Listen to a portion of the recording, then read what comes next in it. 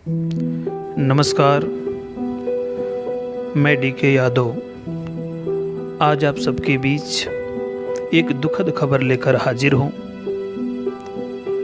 नहीं रहे जगत गुरु शंकराचार्य। 99 साल की उम्र में ली आखिरी सांस। अपने बयानों को लेकर हमेशा विवादों एवं सुर्खियों में बने रहे। पोथीराम उपाध्याय से स्वामी स्वरूपानंद सरस्वती तक की जीवन यात्रा और उनके जीवन से जुड़ी अनसुनी कहानियों को लेकर आज हम बात करेंगे। तो चलिए शुरू करते हैं। द्वारका एवं शारदा पीठ के शंकराचार्य स्वामी स्वरूपानंद सरस्वती का 99 साल की उम्र में निधन हो गया। स्वामी स्वरूपानंद सरस्वती ने मध्य प्रदेश के नरसिंहपुर स्थित अपने आश्रम में तकरीबन 3 बजे अंतिम सांस ली। प्रधानमंत्री नरेंद्र मोदी, गृह मंत्री अमित शाह, एमपी के सीएम शिवराज सिंह चौहान, कांग्रेस नेता राहुल गांधी और यूपी के मुख्यमंत्री योगी आदित्यनाथ समेत कई नेताओं ने स्वामी स्वरूपानंद सरस्वती के निधन पर गहरा शोक व्यक्त किया है। प्रधानमंत्री अपने ट्विटर हैंडल से शोक संवेदना में लिखते हैं कि द्वारका शारदा पीठ के शंकराचार्य स्वामी स्वरूपानंद सरस्वती जी के निधन से अत्यंत दुख हुआ है। शोक के इस समय में उनके अनुयायियों के प्रति मेरी गहरी संवेदनाएं हैं। ओम शांति। इसी तरीके से शिवराज सिंह चौहान अपने ट्विटर हैंडल से ट्वीट करते हुए कहते हैं, भगवान शंकराचार्य द्वारा स्थापित पश्चिम अम्यान श्री शारदा पीठ के पूज्य शंकराचार्य स्वामी स्वरूपानंद सरस्वती के प्राणांत की सूचना अत्यंत दुखद है। पूज्य स्वामी जी की सनातन धर्म के सलाका पुरुष एवं संन्यास परंपरा के सूर्य थे। इसी तरह दिग्विजय सिंह अपने ट्विटर हैंडल से लिखते हैं, हमारे पूज्य गुरुदेव जगत गुरु शंकराचार्य स्वामी स्वरूपानंद सरस्वती जी महाराज के देवलोक गमन की खबर मेरे लिए गहरे आघात जैसी है और बड़ी व्यक्तिगत क्षति है। वे मेरे मार्गदर्शक तो थे ही, मेरे बहुत बड़े शुभचिंतक भी थे। मैं उन्हें अश्रुपूरित श्रद्धांजलि अर्पित करता हूँ। ओम शांति। इसी तरीके से प्रियंका गांधी और प्रियंका गांधी के अतिरिक्त अमित शाह के अतिरिक्त राहुल गांधी और कमलनाथ जैसे तमाम दिग्गजों ने स्वरूपानंद सरस्वती के निधन पे गहरा शोक प्रकट किया है। स्वरूपानंद सरस्वती के जीवन यात्रा के बारे में अगर हम चर्चा करें तो सबसे पहले शारदा एवं शारदा पीठ के शंकराचार्य स्वरूपानंद सरस्वती, जो हिंदुओं का सबसे बड़ा धर्मगुरु इन्हें माना जाता था। स्वामी स्वरूपानंद सरस्वती महाराज करोड़ों सनातन हिंदुओं की आस्था के ज्योति स्तंभ थे। जगत गुरु शंकराचार्य जी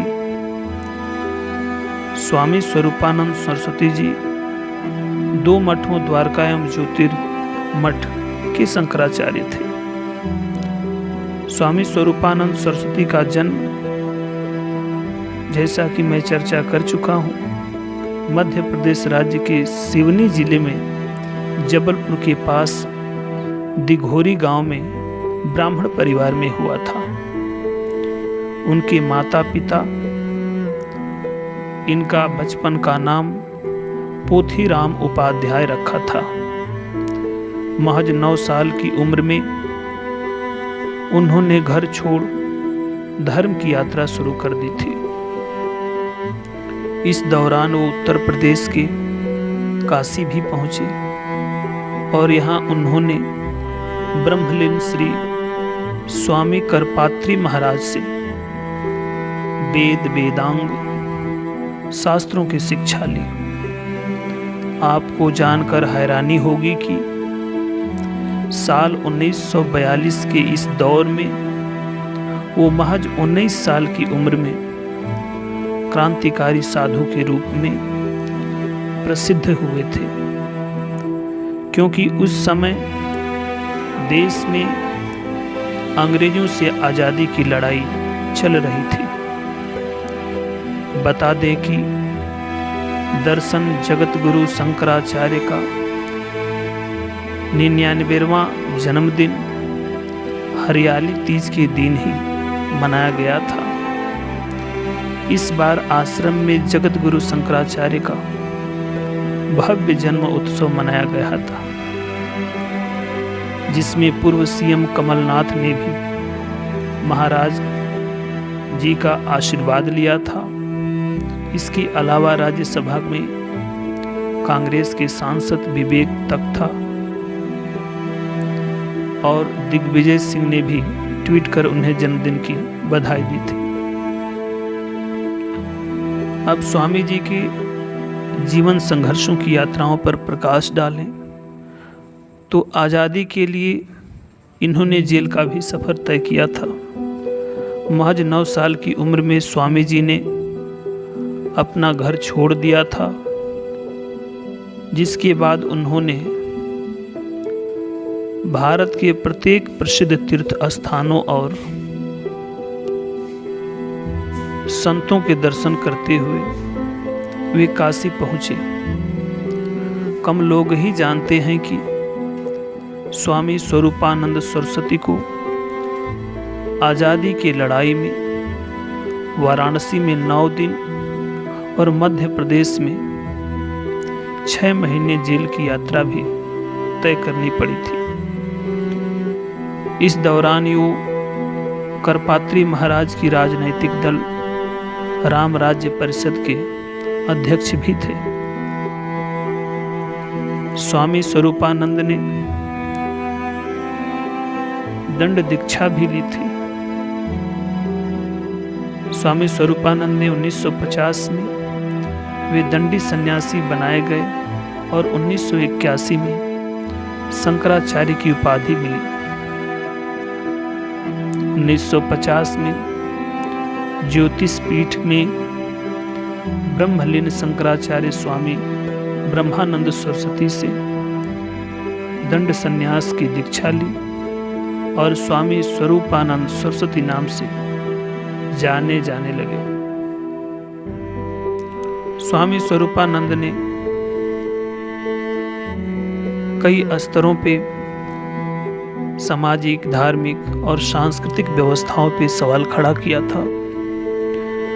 राम जन्मभूमि मंदिर ट्रस्ट पर लगे जमीन घोटाले के आरोप पर स्वामी स्वरूपानंद ने बयान दिया था और उन्होंने कहा था कि सरकार ने ट्रस्ट बनाया और भ्रष्टाचारियों को शामिल कर लिया। चंपत राय कौन थे, उनके बारे में भी किसी को पता नहीं था। फिर भी उन्हें राम जन्मभूमि मंदिर ट्रस्ट का सर्वे सर्वा बना दिया गया। उन्होंने कई मौकों पर बीजेपी सरकार को भी घेरा और वर्तमान प्रधानमंत्री नरेंद्र मोदी के कार्यप्रणाली को लेकर के भी उन्होंने सवाल खड़ा किया। उन्होंने मंदिर शिलान्यास के समय जो चंपत राय थे उनके ऊपर भी कटाक्ष किया मंदिर ट्रस्ट घोटाले को लेकर। और इसके अतिरिक्त उन्होंने आगरा का जो ताजमहल है उसके नीचे शिवलिंग होने की भी बात कही थी। इस बात को लेकर के भी बड़ा सुर्खियों में बने रहे। उसके बाद बेटियों के तर्पण संस्कार पर भी उन्होंने सवाल खड़ा किया था। इस प्रकार से स्वामी हमेशा स्वरूपानंद जी अपने सांस्कृतिक विरासत को लेकर चैतन्य रहे। आज वो हमारे बीच नहीं रहे। आजकल ट्रेंडिंग न्यूज़ की टीम की तरफ से